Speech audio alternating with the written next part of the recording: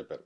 ఈ కేసుకు సంబంధించి ఒక చివరి ప్రశ్న ఏంటంటే, పోలీసులపైన నమ్మకం లేక సీబీఐ విచారణ కోరుతూ హైకోర్టులో హాబియస్ కార్పస్ పిటిషన్‌లో ఆమె మళ్ళీ ఇది కూడా యాడ్ చేశారు. సీబీఐతో విచారణ చేయించండి వాళ్ళ మదరు.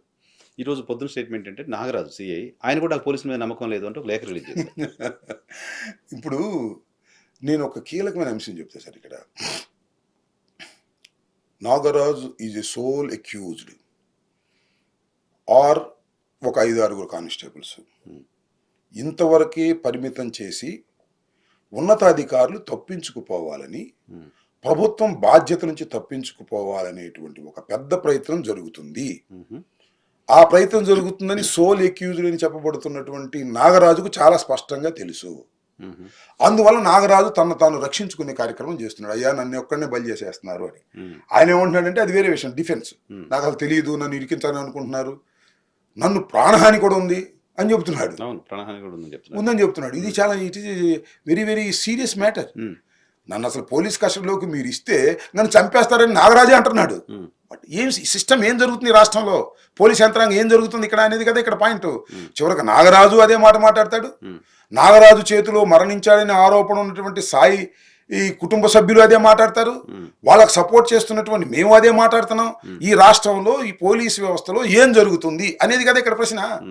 దీనికి సమాధానం చెప్పాల్సిన పోలీస్ డిపార్ట్మెంట్ కి సంబంధించిన సిఐ స్థాయి వ్యక్తికి పోలీసులపై నమ్మకం లేదు. ఎందుకు పోతుంది? తన మీద నేరం వచ్చినప్పుడు పోలీసుల మీద నమ్మకం లేదు. అంటే పోలీసులు ఏదైనా చేయగలరు ఈ రాష్ట్రంలో అనేటువంటి భావన ఇవాళ సర్వత్రా వ్యాపించి ఉన్నది అనేది 100% నిజం. మీరు నమ్ముతున్నారు సార్ ఆయనకి ఏమైనా ప్రమాదం ఉంది అని? I don't think so. కాకపోతే డిఫెన్స్ పెట్టుకుంటున్నాడు అంతే. ఆయనకేం ప్రమాదం ఉంటుంది? ఆయన ఉండే ప్రమాదం ఒకటే, మొత్తం అతని మీద నేరం నెట్టేసి పెద్ద పెద్దలు తప్పుకునేటటువంటి ప్రమాదం ఉంది. అంతవరకు మాత్రం నేను చెప్పలేదు. కానీ అతను నాగరాజుని తీసుకొచ్చి కొట్టి చంపి ఒప్పిస్తారని నేను ఏమనుకోను.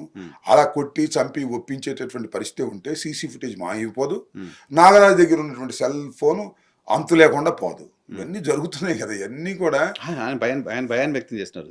సీసీ కెమెరా పర్యవేక్షణలో నన్ను విచారించాలి, న్యాయవాదులు ఉండాలి, 3rd డిగ్రీ పెట్టకూడదు, ఇవన్నీ కండిషన్స్ ఆయన పెడుతున్నారు నాగరాజు. అవన్నీ పెట్టాల్సిందే కదా.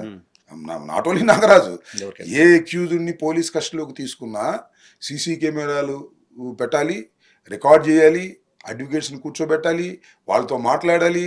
3rd గ్రేడ్ ఉపయోగించకూడదని చెప్పాల్సిన అవసరం ఉంది. చట్ట ప్రకారం 3rd గ్రేడ్ ఎవరి మీద ఉపయోగించకూడదు. దట్టు కోర్టు ఆధీనంలో ఉన్న జ్యుడిషియల్ కస్టడీలో ఉన్నటువంటి వ్యక్తిని పోలీస్ కస్టడీలోకి తీసుకుని విచారించేటప్పుడు అంత పిచ్చి పని పోలీసులు చేయరు, లాకప్లోనే కొడతారు. నాగరాజును కొట్టినట్టు, నాగరాజును చంపినట్టు, నన్ను హింసించినట్టు ఇక్కడే జరుగుద్ది తప్ప అక్కడ జరిగే అవకాశమే లేదు. కాకపోతే తన డిఫెన్సు తాను టెక్నికల్గా దీన్ని పెట్టుకుంటే తప్పేం లేదు. దాని సమాధానం కోర్టు చెబుతుంది, పోలీసుల నుంచి కూడా అడుగుతారు. తర్వాత ఎట్లాగో అతను తప్పనిసరిగా ఇవ్వాల్సిందే, ఇన్వెస్టిగేషన్కి ఇవ్వాల్సిందే, ఇన్వెస్టిగేషన్